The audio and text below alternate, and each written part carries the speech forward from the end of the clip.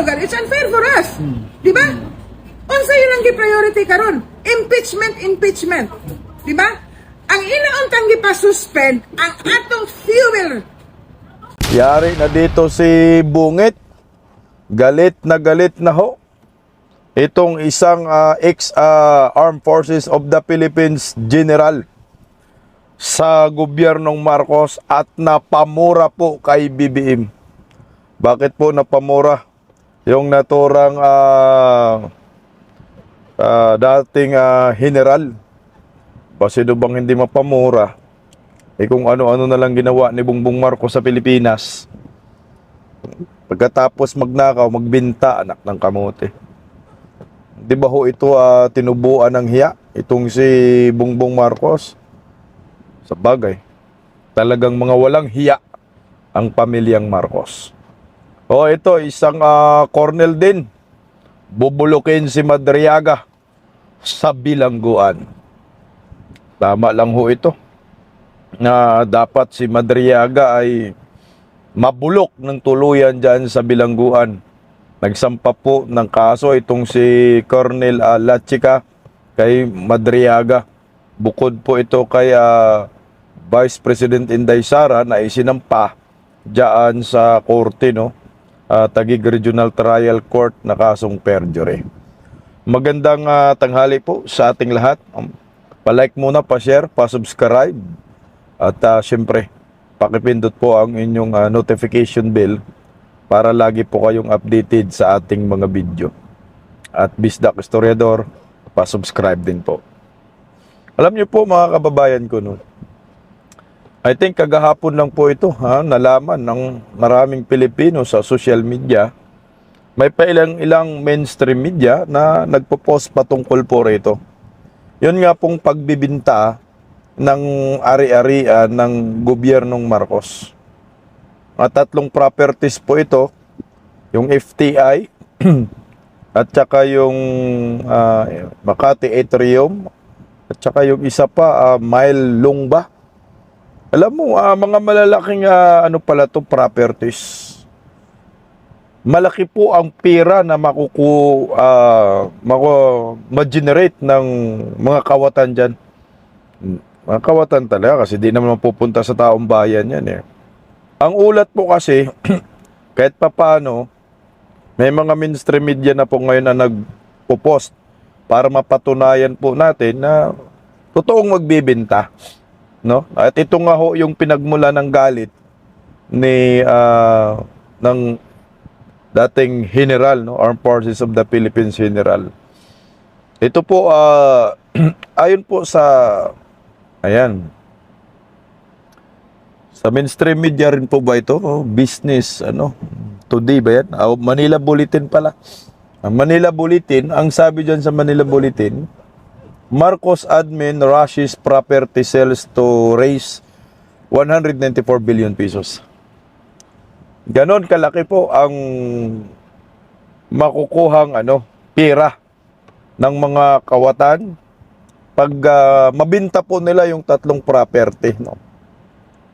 Ganong katindi itong gobyernong Marcos. Nakapagtataka nga bakit po sila magbibinta ng property, hindi naman kailangan kasi nga may pera naman talagang bayan. Tangina, sobra-sobra nga ho yung kanilang yung kanilang mga ninanakaw. Mga bilyones eh. Tapos ngayon, ang pagkatapos magnakaw, pag-initan yung mga government properties.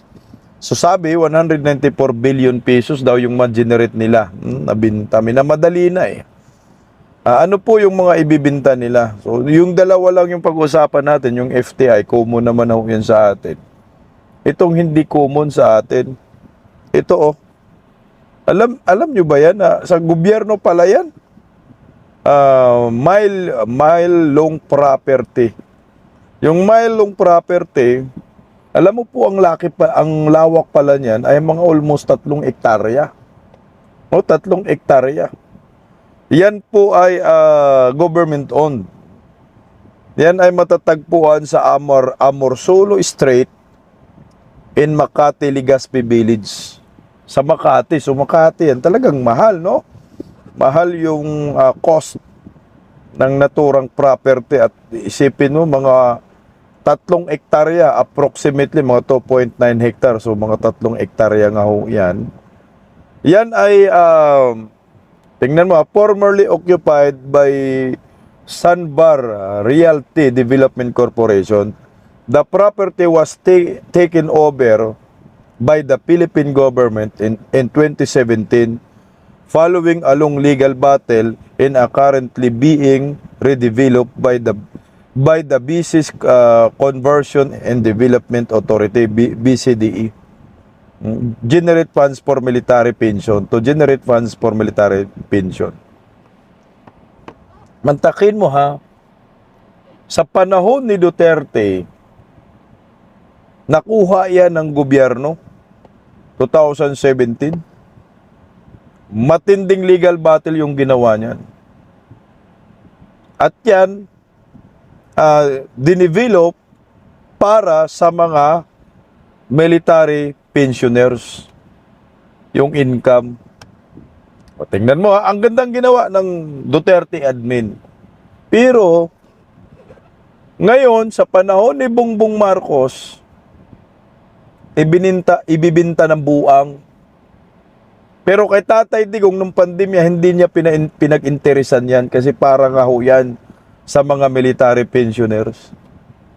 Pero ito, ibinta na. Ang purpose para daw makabili ng mga supply ng langis. O ganun kaswapang ang animal. No? Bakit ayaw nyo ibinta yung mga sarili ninyong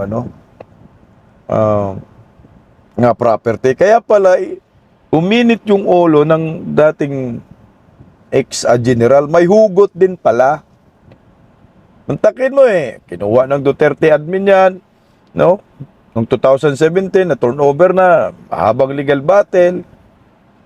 Ngayon, premium, no, para sa mga militar, mga pensioners. Ngayon, ibibinta ni Bangag. Kaya, talagang natural lang itong galit ng dating general na ito. Kasi may hugot O, tingnan mo basahin ulit natin ito. Ito, medyo history po ito, yung ownership dispute, no? The property was previously leased by the Sandbar, yun na nga, yung sinasabi ko. But the government claimed the lease expired in 2022, leading to eviction in 2022. Lease expired in 2002 pala. So yung kontrata ng pagrerenta nila yan, ng Sandbar Realty, 2002. So hindi po napaalis-alis. So ngayon, nung dumating ng Duterte admin, naibig po sila ng 2017. So ngayon, ito ay BCDE na ang nag-develop. Ang purpose yan, ang income dyan ay para sa mga retired military, yung mga pensioner. Ito, ang liwanag, ito. Purpose, revenue from the development is earmarked for the pension program of military and uniform personnel. So hindi lang po pala mga military, kundi kasama yung mga uniform personnel, yung mga kapulisan, ayan, kasama kayo mga Navy, basta lahat ng uniform personnel. So dapat kayo magalit po dito at tutulan po ninyo ito kasi pag bininta na ho ito, dali kayo dyan. Wala na po kayong makukuhang pera, ni kapiranggot. So yung pension ninyo, aapektuhan at baka maantala pa. So ito pa yung isa nilang ibibinta. Kasi na-content ko ito kagahapon, pero siyempre, hindi ko familiar yung mga sinasabing ibibinta. So kapag research ako kagabi, so ito naman ay isang atrium of Makati. 8 palapag po yan na atrium. Sa Makati rin po yan matatagpuan. Makati Avenue, corner Paseo de Rojas. Ito ay natapos ng 1983 pala sa panahon ng Marcos Sr. It is known for its distinct brutalist architectural style and the century naturally to indoor space. So ngayon, sino po yung mga nag-occupy ngayon? Ito po ay in-occupy ng Yung mga created hubs, mga dining, mga restaurant, nandyan po lahat, no? No, yun, yung mga, tapos, ayan na nga, sabot-saring mga establishment yun nandyan sa loob. Merong house government agencies, merong BIR dyan, may mga bangko rin po nandyan sa loob. So, yun po yung, atrium, Makati Atrium. Yan po yung ibibinta rin, walong palapag po yan ng gobyernong Marcos. So ngayon, ang estimated po nila, yung FTI, wag na po nating munang pag-usapan, na makulimbat, no, ay 194 billion pesos. So dyan po, uminit yung isang general. Napamura po itong si, si General Orlando De Leon. Ang sabi niya dyan, BBM animal ka. Magbinta ka na naman ng mga ari-arian ng Pilipinas. Bakit di mo na lang kumpiskahin ang mga ari-arian ng mga magnanakaw? May point ka dyan, Orlando De Leon. No? Yung mga ninakaw din nila, General, no? Pamilyang Marcos, bakit ayaw nilang kumpiskahin yun? No? Ninakaw ng mga Romualdez, yung nanay niya. Bakit magbibinta? Yan po ang masaklap ngayon. Kaya kayong mga military, magalit talaga kayo dito. Ng mga retired. Lalo na yung active. Kasi pag nagretiro kayo, diba? So, nakikinabang kayo dyan sa mile long na mga 3 hektarya para pala yan sa inyo. So, pag yung mabinta, baka mapurnada pa ang inyong mga pensyon, madilid pa or mabawasan pa. Talagang kamura-mura ho. Ito pa, may banat pa siya. Oh, ito. Ang sabi naman ni Orlando De Leon uli, Mr. Marcos, ang pamilya ninyo ay may humigit kumulang 250 billion na hindi pa nababayarang buwis. Bayaran mo na lang, puro ka utang, animal ka. 250 billion state tax, no? Na hanggang ngayon, hindi pa rin po nila binabayaran. Ito enough. Kasi magkano po yung ma-generate na, na income?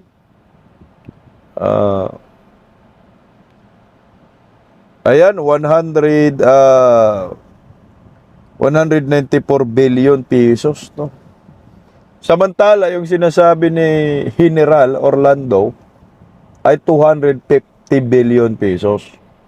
So, wag na lang siguro magbenta ng mga properties. Tama ka dyan, sir.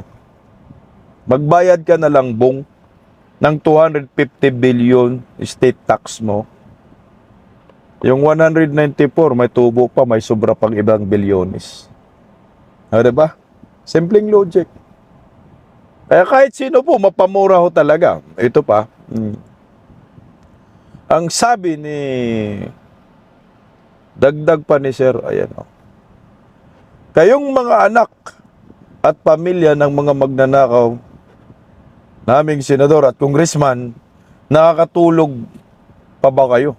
Mga hayop kayo. Baba, animal ka. BBM, ito talaga animal ka. Magbibinta ka na naman ng mga ari-arian ng Pilipinas. Bakit di mo na lang kumpiska ng mga ari-arian ng mga magnanakaw? Yun na nga yung sinabi kanina. No?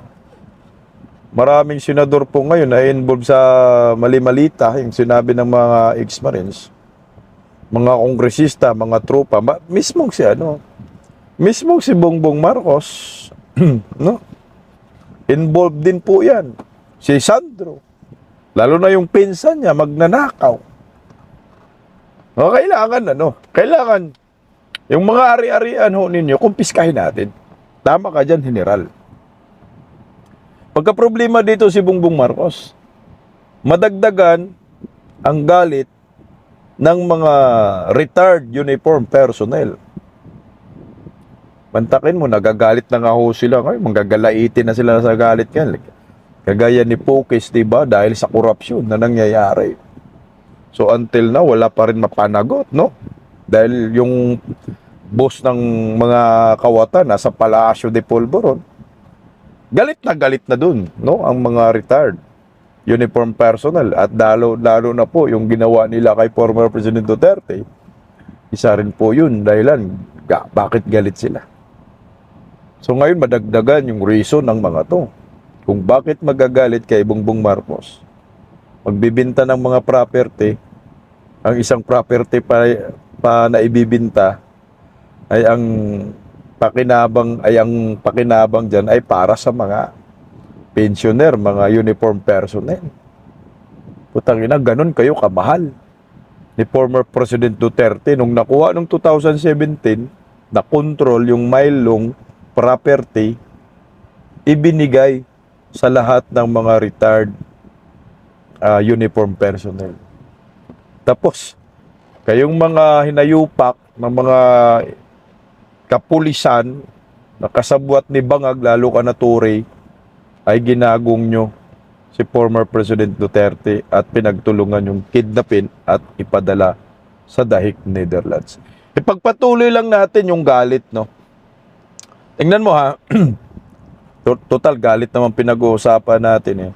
Merong isang transportation company sa, I think, Mindanao ba ho ito? Galit na galit po, no? Kay Bongbong Marcos. Galit na galit. Dahil umano, pagkagising lang, nabago ng isip. Dahil sa kanilang herit na increase ng pamasahe. O pakinggan natin si Madam. Pero unsay nahitabo gahapon imbes kay amo nang isubmit ang amo ang resibo dito sa taas kay dito man sa taas sa opisina ni Ma'am Marian ang magbuhat og fair matrix nagpakgang ka nakugang kaming tanan tungod ka sa balita nagi-forward ka nako sa GC nga doon na di ay breaking news ang gibutan nito suspension sa fare increase. Di syempre ako lugar nga grabe na ko nga paningkamot nga bisan man gani gamay ra kaayo ang gihatag nga increase kay ang ilang gibasihan ang 2023 pa nga petition gidawat kana namo sa among tibok kasing-kasing at least man lang na kanang 2 pesos dako na kay nang tabang kanamo nga ma-sustain namo ang among operations. Pero what happened is that gisuspende sa tong presidente kay matud pa niya nakurat ko sa pagbata niya. Naunsa na siya pag-meeting niya natulog guys ya. Inana ba di ay ang atong presidente? Bisaya po yan, no? Sa mga Bisaya na kaintindi, paliwanag ko po sa inyo. So nagugulat daw sila, no? Nung i-implement na po nila yung pagtaas pamasahe na 2 piso po na hiningi na 2023 pa po na yung petition na yan. So ibig sabihin, yung petition nila 2023, no? So hindi pa talaga yung crisis yung kanilang pinagbabasihan.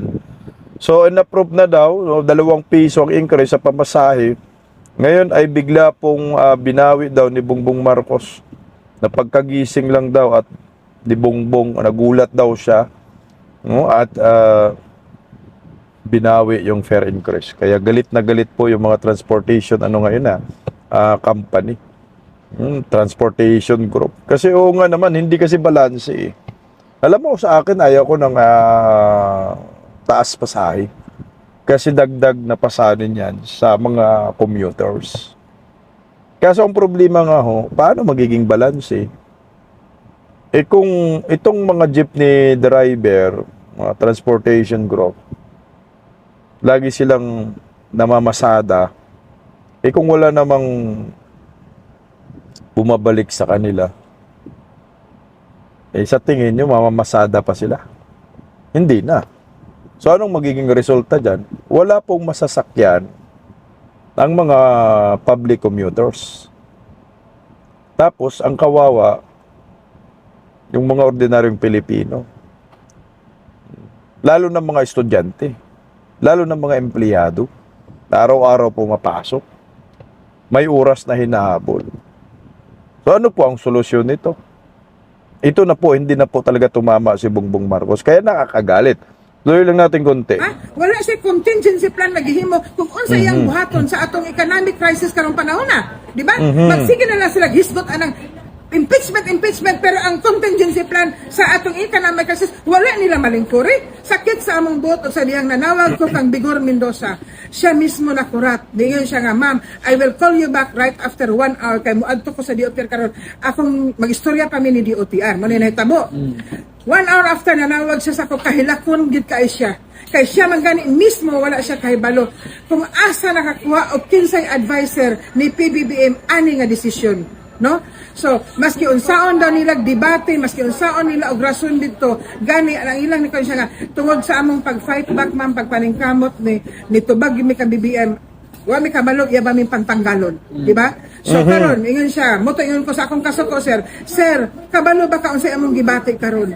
Daghan kay nga mga transport group, no, nga nag-ingon nga mag-transport pahulay na lang ta. Kaya ang nahitabo karon sa ato mamurag dako kayo ni siya nga kanang sakripisyo. Nagilantaw niya ang commuting public. Kung in fact ang commuting public kabalo na sila. Nakasabot sila sa sitwasyon. Gani gapangutana sila kanus ada mo mag-increase. Hunahuna na to wala pa nag-increase ang pamasahe pero nag-increase na ang economic na to nga mga atong bugas, atong tanan, Langis, no? Atong commodities, basic commodities nag-increase na gani tungod kay nganong dili nila mapakgang ang mga freight. Nanong gipa-increase na dito. Samantalang kami ang pamasahe nga kami ang ga-deliver sa serbisyo sa atong mga commuting public, mapaabot sila sa ilang katrabahoan aron makatrabaho sila, mo income sila. Wala man nila tagay pabor. Unsa man lugar, it's unfair for us. Di ba? Unsa ilang gi-priority karon? Impeachment. Di ba? Ang ilaon tang gipa-suspend ang atong fuel nga muhunong ipasuspend nila ang pagpataas sa fuel o Exactly. dapat inaon suspended Price ang freeze. excise tax. Correct. Pero unsa iyang tubag daghan kuno ayuda. Hunaon nimo ang ayuda hantud karon nga among gipaabot. Wala. Wala pagyud diha. Kanang ilang gaignon nga fuel subsidy nga naghatag sila sa among instruction Friday, gi-deadline sa Monday kay i-release kuno sa 17. But until now, Metro Wala pa rin. Manila gi-stop pa man gani. Di ba? Basin siguro og wala di ang yabi sa malita. Iyay. Dali ka bangag. Oh, ito na. Ita-translate natin. Naganda kasing pinapakinggan. Gusto ko yung ponto niya. Yung sinabi niya na puro ka lang wala kayong contingency plan. Puro lang kayo impeachment labang kay Vice President Inday Sara. At yun ang nakikita natin. Hindi bulag ang mga Pilipino dito. No?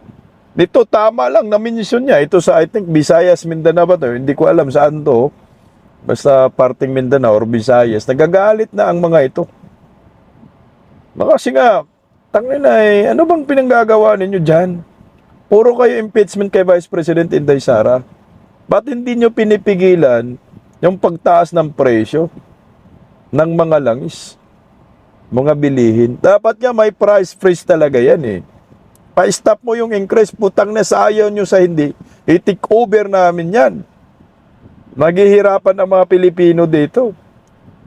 Paano kasi si Bongbong Marcos kontrolado ng mga oligarkiya? So ito na po ngayon ang nangyayari. So dagdag galit na naman ang mga Pilipino ngayon. O tingnan mo.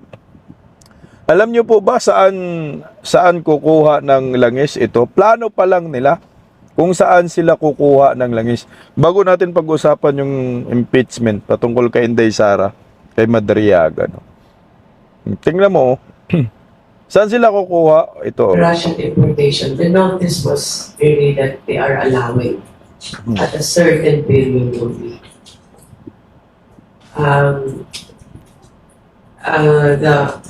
If Philippines has approached any company, I have to ask PNOC what companies they have sent out any letters to or emails.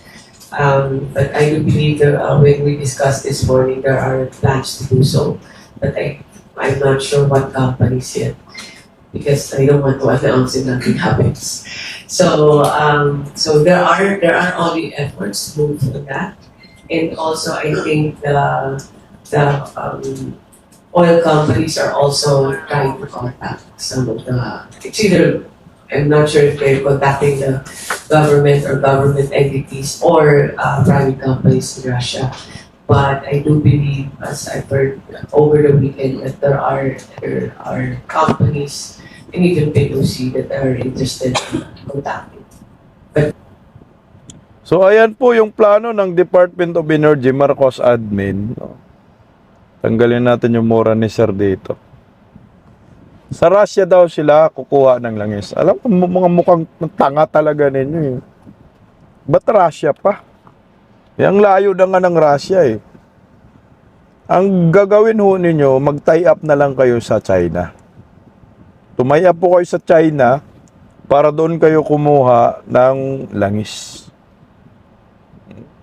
Ibaba nyo yung pride nyo, mga bugok kayo. Hindi po kailangan natin yung mga ganyang pag-uugali kasi ang mga Pilipino, kailangan na po yung langis na yan eh. Ang layo ng Russia, no? Kaya nga sabi ko nga eh, alam mo Bong, iwanan mo muna ang Amerika. Kasi ang Amerika hindi nagbibigay sa atin ng langis. At kung magbibigay man, napakalayo at mahal. I-give up mo muna yung EDCA sites. I-pull out mo lahat ng mga military dyan. Kamo ayaw mo madamay sa digmaan nila kasi maliit tayo na bansa. Wala tayong kapasidad sa digmaan. Pull out mo muna yung EDCA dyan. Pauwiin mo muna yung mga kano dyan. Pasamahin mo muna sila sa digmaan. Doong sa Iran. Ang purpose mo dyan, makipagkaibigan ka lang naman sa China. Sabihin mo naman sa mga incheck, my friend, kailangan namin yung langis. Pagbigyan nyo kami, ang kapalit nito, yung mga kampo ng mga Amerikano sa amin, base militar, ay paalisin po namin. Para lang sa aming ekonomiya sa bansa. Simple lang ng ganun. Huwag mo na siguro isipin yung personal interest. Isipin mo na lang siguro yung interest ng mga Pilipino.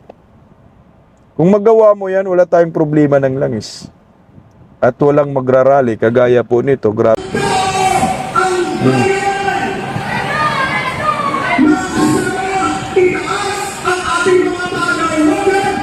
Ayan na.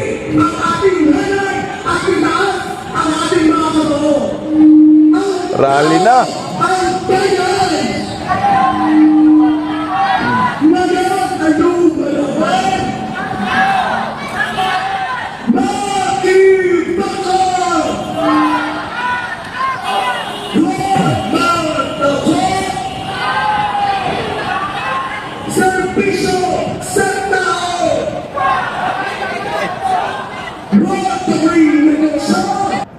Okay sana yung mga rally talaga ng ganito, kaso ang problema nga ho, sinasamantala rin po ito ng mga makakaliwang grupo.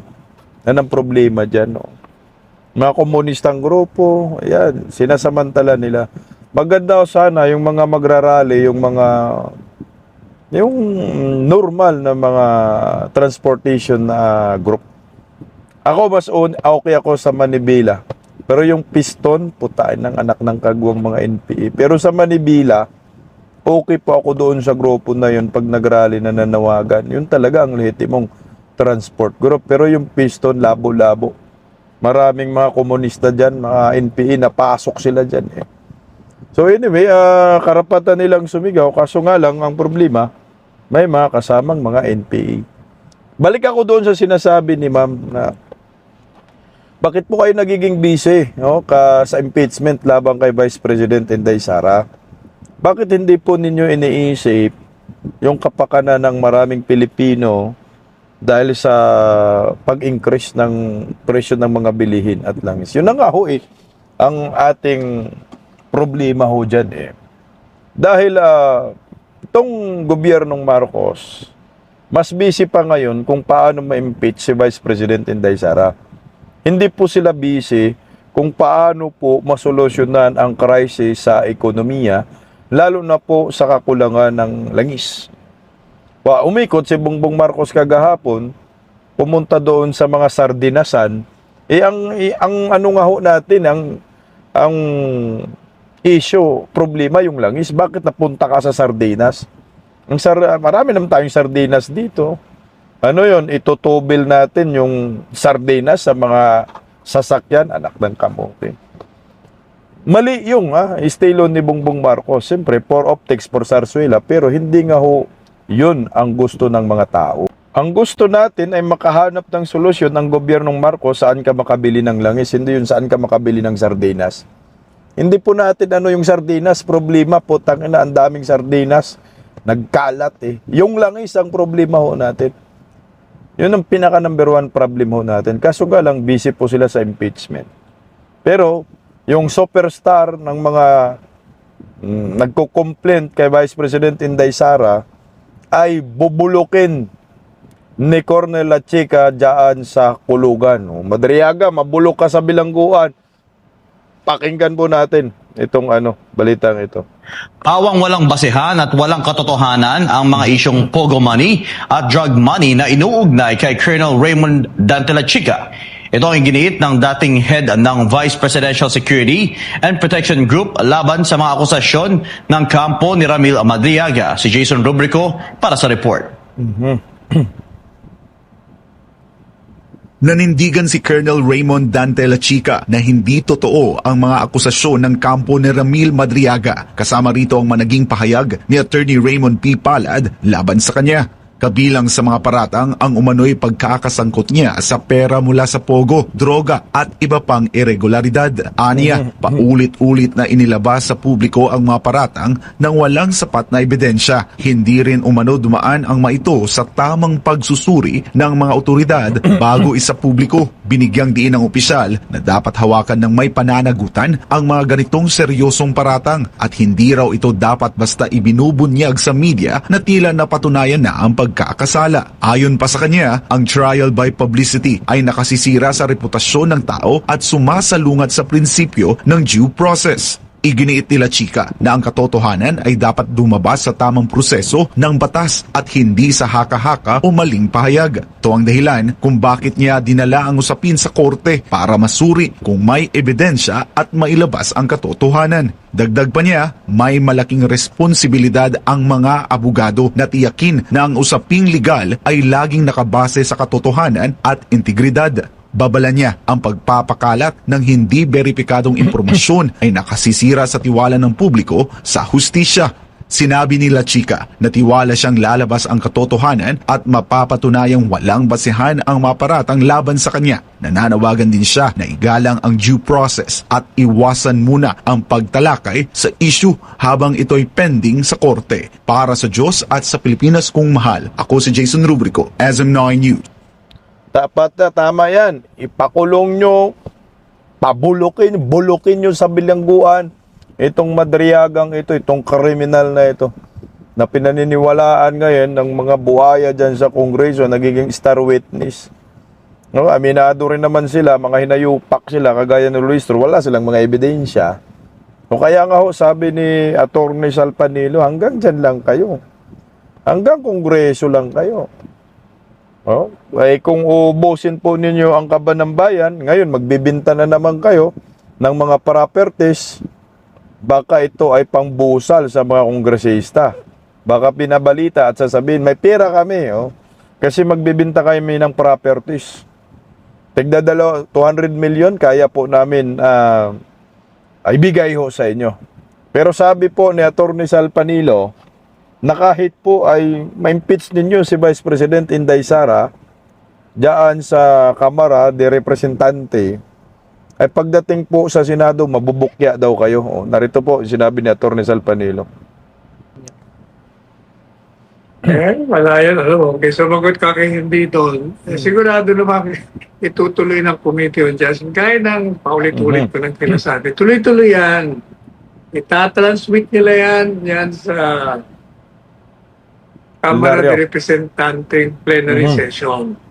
Kasi whether meron niyang basihan o hindi, whether or not magbigay ka ng ebidensya o wala, whether or not may ebidensya o meron, wala yan. Useless lahat yan. Kaya tama yung ginagawa ni Inday. Pinamumukha niya doon sa Committee on Justice na talaga namang wala kayong batayan. Wala kayong batayan sa ginagawa ninyong kalokohan. Kaya yan ang mayan yan. Pagdating sa plenary, tuloy. transmission. Pagdating sa Senado, bokya sila dyan. Apat lang siguro, pusakal, na kontra sa kanya, boboto, kanya conviction. Gusto ko yung bukya sila dyan. 4 daw yung boboto kay Inday Sara na conviction. So malamang sa 4, Ontiveros, Kiko Pangilinan, si Bam Aquino mukhang hindi boboto. Madadali siya ng Iglesia ni Cristo. Endorso yan eh. Si Ping Lacson, no? Tsaka si Tota Soto. So 4 nga. So 4 lang yung latak dyan sa Senado. Talagang mabubukya. At saka siyempre yung mga yan, yung iba dyan ay re-electionist. Oh. Hindi basta-basta lang susuporta dito sa impeachment labang kay Inday Sara. Kasi ang taong bayan ngayon nakatutok na rin eh. Tinitingnan na rin ho ngayon kung anong ginagawa ng mga kongresista at mga senador. Kayo ba ay nagsiservisyo para sa bayan o kayo ay nagsiservisyo para sa mga kawatan? Maraming magnanakaw ngayon sa Senado at Kongreso. Kaya natutuwa po tayo dito sa isang grupo doon sa Cebu Alliance. Talagang harap-harapan po nagbaba sila ng ultimatum na kapag susuporta kayo sa impeachment labang kay Vice President Inday Sara, talagang may mapaglalagyan ho kayo. Talagang isisiro namin kayo sa 2028 at i-crucify namin kayo. At yung galit namin sa inyo, ipaparamdam namin ho sa inyo. O, pakinggan po natin itong yung babala po ng Cebuano, lawmakers nga nakalagay. Oh. To the district representatives of Cebu, atong mga congressman. Babala pala ng Cebuano sa mga lawmakers. Okay, tuloy. Mga pinili nato nga mga opisyal. The eyes of the province are upon you. The Cebu Alliance for Duterte 2028 hereby issues this stern final warning. We are no longer merely observing. We are documenting. As some lawmakers attempt to weaponize the 1987 Constitution to politically assassinate Vice President Sara Duterte, let it be known that any Cebuano lawmaker who signs this impeachment shams signs their own political death warrant. We are very serious. Ayan na po. Seryoso po ang Cebu Alliance sa kanilang babala laban po sa mga buhaya na gustong ma-impeach si Vice President Inday Sara Duterte. Wala na ho yan. Pinipilit na lang ni Sandro Marcos. Pero kung ako naman kongresista, tumahimik ka dyan, Sandro. Tangina, mga 2 taon na lang kayo. Wala na kayong 2 taon dyan. Ay mag-e-election na. 2017, filing of candidate. 2017. 2027, filing of candidacy na. Wag na. Kayo na lang, yung kahibangan nyo. Pagdating ng 2028, talagang maramdaman po ninyo yung ganti ng inapi. There will be a day of reckoning. Ang buhay talaga, umiikot. Hindi naman habang buhay ko na sa kapangyarihan. Kaya kahit si BBM, kung tutularan na yung kanyang tatay na ilang years yun, 20 years, walang alis-alis daan sa Malacanang. Ngayon, malabo eh. Baka ma-peopleware pa lang to. Kahit sa 2028, kung hindi to bababa, patay. Ang history ay mauulit at ang mga Marcos lalong mababaon sa kumunoy. Ayan po yung mura ng retired general. Kay Bongbong Marcos, animal daw si Bongbong. Animal talaga yan kasi nga buhaya naman yan eh. Alam niyo po ba ang mga Pilipino ay tayo ay mga masayahing mga tao sa buong mundo? Tayo yung pinakamasayahing tao sa buong mundo. Pero sa panahon ni Bongbong Marcos, wala na po tayo sa pinaka masayang tao sa buong mundo. Bakit nagkaganito? Masaya. Sino bang sasaya dito sa gobyernong ito? Ayan 10 happiest countries in the world. Ang Pilipinas wala na sa top 10 eh. So yung una, Finland, yung pangalawa, Iceland, yung pangatlo, Denmark, pang-apat, Costa Rica, pang-5, Sweden, pang-6, Norway, pang-7, Netherlands, pang-8, Israel. Mantakin mo, Israel, digmaan pa sa kanila. Mas masayahin pa sila sa atin. Pang-siyam, Luxembourg. Pang-sampu, Switzerland. Ang Pilipinas, pang saan? Putang ina, ika-56. Sino ba kasing sasaya sa mga panahong ito under bangag admin? Talagang magagalit ka. Si Tatay Digong kinidnap. Ekonomiya bagsak, Inday Sara gustong i-impeach. Mahal ang bilihin, economic crisis. Kaliwat ka ng korupsyon, putang ina, wala talagang sasaya. Magbinta pa ng ari-arian ay lalo na magmura ka talaga dito. Mapamura ka talaga dito sa totoo lang. Tapos ito ngayon, yung langis, anak ng kamote. Mag 100 plus na daw eh. Pagdating ng Martes, yung gasolina, pati crudo. Yung crudo ngayon, 100 plus na. Ang gasolina, wala pa. I think mga 88 something, ganon. O 88, 90. Pero next week daw, Martes, 100 plus na. Palitan ng piso kontra dolyar, senior citizen na rin. Sos, konyor, mag-resign ka na lang sa pagkapangulo ng Republika ng Pilipinas.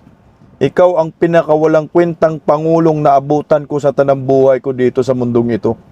Kayo, sa mga nakaabot kay Marcos Sr., siguro, mas malala si Bongbong kumpara kay Marcos Sr. Ito si Bongbong, anak ng kamote. Kay Marcos Sr., umabot ng 20. From 3 pesos, palitan ng piso kontra dolyar, nagiging 20. Ngayon talaga kay Bangag, 60 na. Legit na ang nagpapahirap sa Pilipinas ay pamilyang Marcos. Sana po ay tayong mga Pilipino ay madala na ho dito. Sana po ay matuto na tayo. Tandaan nyo, never again to Marcoses. Ito po yung sigaw dati ng mga dilawan, pinklawan, komunista. Nasa na itong sigaw ngayon? Di ba kayo magrarally sa kalsada ngayon? Taas ng bilihin? Iwan ko sa inyo kung hanggang saan ang inyong panluloko sa mga Pilipino. Kami alam namin na kayo kasabwat kayo sa pagpapabagsak ng ating bansa, sa pagbagsak ng ekonomiya.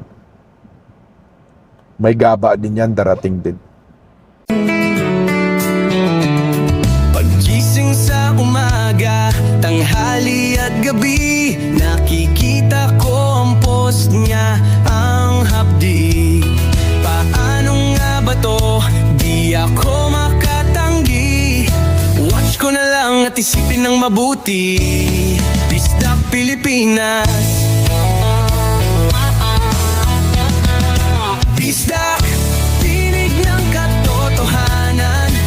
Sa bawat vlog may laban sa kasinungalingan. Mulat ang mata, gising ang masa. Bisdak Pilipinas, para sa bayan, gumigising sa diwa. Sa likod ng kamera, tapang ang dala, walang sinasanto kung mali ang gawa. Hinay-hinay, pero palaban. Boses ng tao sa digital na labanan. Bisdak, tinig ng katotohanan. Sa bawat vlog may laban sa kasinungalingan. Mulat ang mata, gising ang masa. Bisdak Pilipinas, para sa bayan, gumigising sa diwa.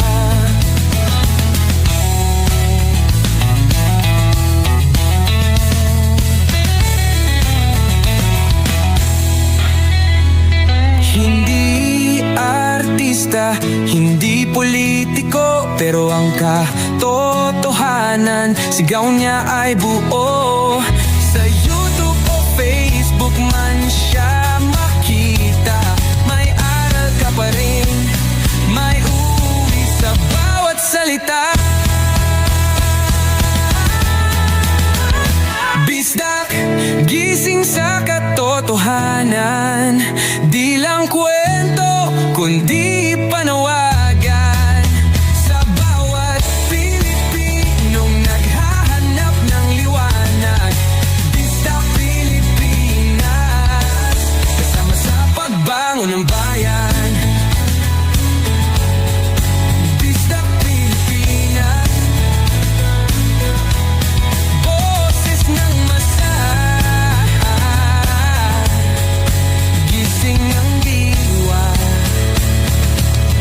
ilog mo may pag-asa.